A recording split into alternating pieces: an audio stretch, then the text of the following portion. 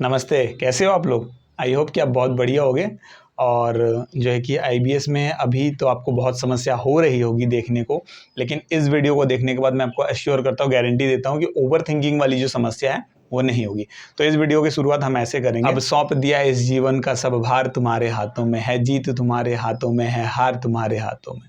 मुझ में तुझ में भेद यही, मैं नर हूँ तुम हो नारायण, मैं हूँ संसार के हाथों में और संसार तुम्हारे हाथों में। अगर ओवर थिंकिंग कर रहे हो, डर लग रहा है ना, तो भगवान, जिस भी भगवान को आप मानते हो, उनको सारा अपना कहानी सुनाइए और उन्हें सौंप दीजिए। एक वही है जो हमकी ज़िंदगी को सुधार सकता है, ओवर थिंकिंग से बचा सकते हैं।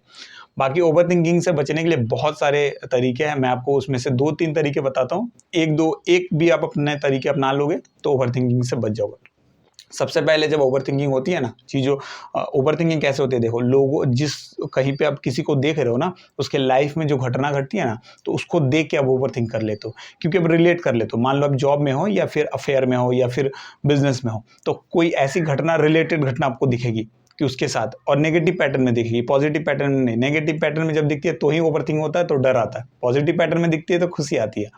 तो जब नेगेटिव पैटर्न में दिखेगी ना, नकारात्मक तरीके से, कि उसके साथ ऐसा हो गया, या वो रिलेशन में था, उसके साथ इतना बुरा हो गया, तो क्या होता है कि हम भी सोचने लगते हैं कि हम भी तो इस रिलेशन में, हमारे साथ भी सेम चीज़ें हो रही है, हमारे साथ भी ऐसा हो जाएगा। देखो, हर कहानी के 3 पहलू होते हैं। पहला, जो वो उस किरदार को आप देख रहे हो, वो बता रहा है आपको, या उससे आप देख के आपको सीखने को मिल रहा है वो। दूसरा, सामने वाला किरदार के पहलू से आप देखोगे तब समझ में आएगा कि दूसरा पहलू। तीसरा पहलू क्या होता है, तीसरा स्टोरी होता है जो दोनों को नहीं समझ में आया। ठीक है? जब दोनों आपस में मिलके बैठ के बात कर लेते हैं, कभी-कभी बहुत झगड़ा होता है ना दोनों के बीच में, और जब आपस में मिलके बैठ में के बात कर लेते हैं ना, तो प्रॉब्लम का सॉल्यूशन आ जाता है। तो इन 3 हर कहानी के 3 पहलू होते हैं। आप एक पहलू देखते हो, आप इस तरफ से देख रहे हो, तो ये पहलू दिख रहा है फर्स्ट पर्सन के तरीके से, सेकंड पर्सन के तरीके से देखोगे, सेकंड पर्सन के तरीके से। आप जब दोनों में से किसी एंगल को नहीं देखोगे, तब आपका सॉल्यूशन दिखेगा, जिसको कहते हैं थर्ड स्टोरी या तीसरा पहलू। ठीक है? तो अब डरो मत इन सब चीज़ों से कि पता नहीं क्या हो जाएगा उस कहानी में, उसने ऐसा। बहुत सारी ऐसी कहानी है, मतलब उस रिलेटेड, मान लो आप लव एंगल से कोई कहानियां देख रहे हो, किसी की लाइफ में ऐसा हो गया, आप भी उसी फेज से गुजर रहे हो रिलेशन के, और तो आपने देखा कि उसका ऐसा हो गया, मेरे साथ भी ऐसा हो जाएगा। नहीं, ऐसा नहीं होता। हर कहानी, हर किरदार, हर स्टोरी अलग होती है लाइफ में, तो डरो मत इन सब चीज़ों से। एक चीज़ और, जब ओवरथिंक करते हो ना, दिमाग में बहुत सारे इन्फॉर्मेशन लोड करते हो ना, तो रिपीटेटिव थॉट चलते रहते हैं। तो जब ये रिपीट कर रहे हैं, मान लो कुछ आपने देखा, सोचा, समझा, फिर दिमाग ने फटाक से उसको नेगेटिव बनाया और रिपीट करवा रहा है। तो अब देखो, जैसे वो रिपीट करवा रहा है ना, बार-बार रिपीट करने से फिर क्या करता है कि आप सोचते हैं कि अरे मेरे हाथ में तो कुछ है ही नहीं, यही होने वाला है, फाइनल रिजल्ट यही होने वाला है। देखो, फाइनल रिजल्ट इंपॉर्टेंट नहीं है, मेरी बात याद रखना। अगर हम भी आईबीएस के बारे में फाइनल रिजल्ट सोचते हैं ना, तो आज कभी ठीक नहीं होते, ना ही वीडियो बनाते हैं, ना ही आप लोगों को जो है कि अपना एक्सपीरियंस शेयर कर पाते। हम आपको एकदम अश्योर गारंटी देते हैं कि प्रोसेस पे रहो। रिजल्ट के बारे में सोचो कि हाँ चलो हो जाएगा तो बढ़िया है। रिजल्ट के बारे में हम तो कहते हैं मत सोचो, प्रोसेस में पूरा फंसे रहो।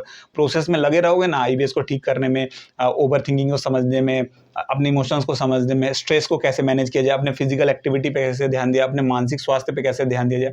इससे आईबीएस तो खत्म हो गई, बाकी रेस्ट ऑफ द लाइफ 60 साल 70 साल जितने साल आप जीने वाले हो ना, आप कमाल के जियोगे, दूसरों को भी समझाओगे, दूसरों को भी बताओगे। ठीक है? तो इन सब चीज़ों में पछड़ों में मत पड़ो कि क्या हो जाएगा। और अगर कभी डर लगे ना, जैसे मान लो कुछ आपने देखा, ठीक है, मान लो कुछ ऐसा देखा कि किसी का रिश्ता बहुत अच्छे तरीके से चल रहा है, रिलेशन में मैं इसलिए बात कर रहा हूँ क्योंकि यंगस्टर हैं जो मेरे वीडियोस देखते हैं। तो मान लो कोई रिश्ता बहुत अच्छा चल रहा है और वो अचानक से टूट गया। ठीक है? तो जब टूटता है, अच्छा रिश्ता जब टूटता है, मान लो दोनों के बीच का रिलेशन अच्छा था, तो वो टूट गया। रिलेशन अच्छा होता है और टूटता है तो बुरा लगता है। तो आपने कहा कि देखो कितनी बढ़िया जोड़ी थी और रिश्ता टूट गया, ये कितने अच्छे कपल थे, रिश्ता टूट गया। तो वो जब रिश्ता अच्छा होता है, टूटता है तो बुरा लगता है। रिश्ता जब खराब होता है, टूटता है तो बुरा नहीं लगता, वो तो ऐसे भी टूटने वाला था। तो जब अच्छा होता है और रिश्ता टूट जाता है, आपको बुरा लगता है ना, तो आप ध्यान से उन सब चीज़ों में देखना। हम गारंटी देते हैं, दोनों में से दोनों की ही गलती आपको दिखेगी। उस रिश्ते को ना ठीक करने के कारण वो रिश्ता टूट गया। तो आप इन सब चीज़ों से सीख सकते हो कि वो रिश्ता कैसे टूटा और इस रिश्ते को क्या बनाए रखना ज़रूरी था। कई बार क्या होता है कि लोग इस एटीट्यूड में आते हैं कि कोई भी रिश्ता उभाड़ में जाए। नहीं, कुछ रिश्ते ऐसे होते हैं ना, जो आपको मुसीबत में या फिर आपकी लाइफ में बहुत इंपॉर्टेंट होते हैं। उन लोगों की बातों को आपको इग्नोर करना चाहिए। मेरे हिसाब से। आप उन सब चीज़ों के बातों को, उन लोगों की बातों को इग्नोर करोगे ना, तो जो है कि रिश्ता लॉन्ग टाइम तक चलेगा। अगर रिश्ता इंपॉर्टेंट है तो बातों को इग्नोर करना सीख जाओ, और रिश्ता इंपॉर्टेंट नहीं है तो बातों को इग्नोर मत करो। अब छोटी छोटी बातों में भी रिश्ते तोड़ दोगे। इन सब चीज़ों से घबराओ मत। लाइफ में जितना हो उतना स्ट्रेस कम लो। अपनी जो है कि लाइफ को देखो, आप सुबह से लेकर क्या करते हो वो देखो। अपने फ्रेंड सर्कल जो है, अगर बहुत ज़्यादा प्रॉब्लम होती है, आप चाहते हो कि किसी से शेयर कर ले, मतलब बहुत बड़ा डर लग रहा है, तो अब क्या करो, एक ऐसा इंसान ढूंढो जो दोस्त हो सकती है आपकी, जो है कि वाइफ हो सकती है, कोई बहुत अच्छा कज़न फ्रेंड हो सकता है, कोई भी रिलेशन ऐसा जो आपकी बातों को सीरियसली ले, सुन के हंसे या मजाक ना उड़ाए, ठीक है। और अगर उसने आपकी बातों को उतनी अहमियत दी, सही सलाह भी दे दी, तो कोशिश करो जब उसकी प्रॉब्लम आए तो भी आप खड़े मिलो। सिर्फ अपने लिए आप उसका इस्तेमाल मत करो। सिर्फ अपने लिए उसका इस्तेमाल करोगे तो वो भी समय आने पर आपको साथ नहीं देगा। तो कोशिश करो जब रिश्ता बनाते हो तो उस रिश्ते को पूरी तरह निभाओ। कोई भी रिश्ता हो, चाहे वो छोटे से छोटा, बड़ा से बड़ा, ठीक है। और इन सब चीज़ों से ज़्यादा डरा मत करो। ओवर थिंकिंग की समस्या अगर हो जाती है ना, मान लो अगर बहुत ओवर थिंकिंग कर रहे हो, बहुत ज़्यादा डर लग रहा है, पता नहीं क्या हो जाएगा, कुछ नहीं हो जाएगा।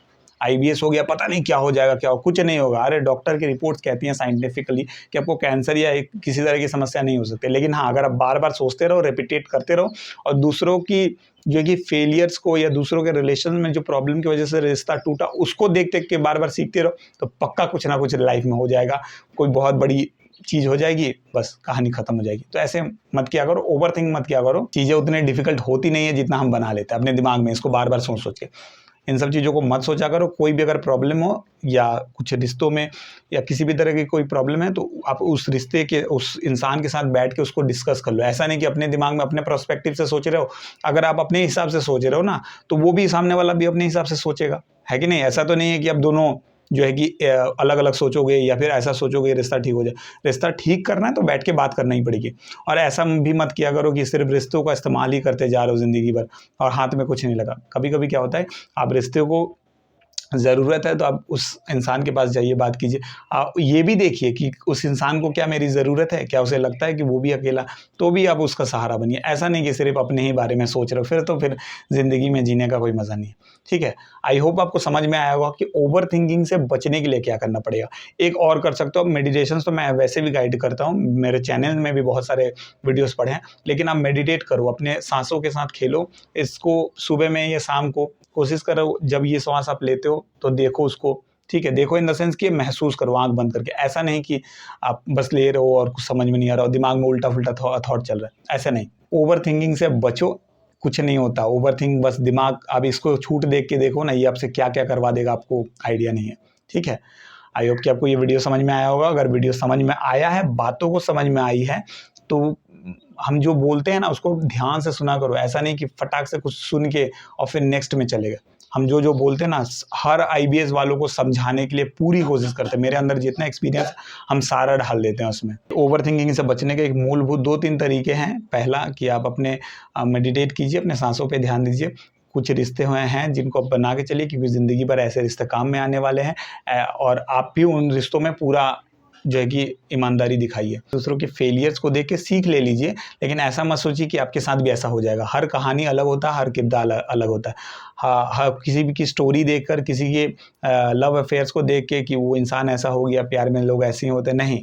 अगर आपको ऐसा लग रहा है कि प्यार में ऐसा ही होता है या इस फील्ड में नौकरी करने से ऐसा ही होता है, तो नहीं। आपने जितना एरिया देखा है, जितने लोगों से मिला, उतना एक्सपीरियंस आपके पास है।